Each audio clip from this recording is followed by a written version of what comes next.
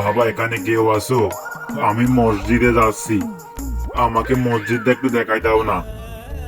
আহারে, মানুষটা মনে হয় অন্ধ, চোখে দেখতে পাই না। আমি একটু যাই, ওনাকে একটু ফোঁটটা দেখাই দিই। আহারে, মুরব্বিটা পরে গেছে মনে হয়, আমি একটু যাই, ওনাকে একটু উঠাই।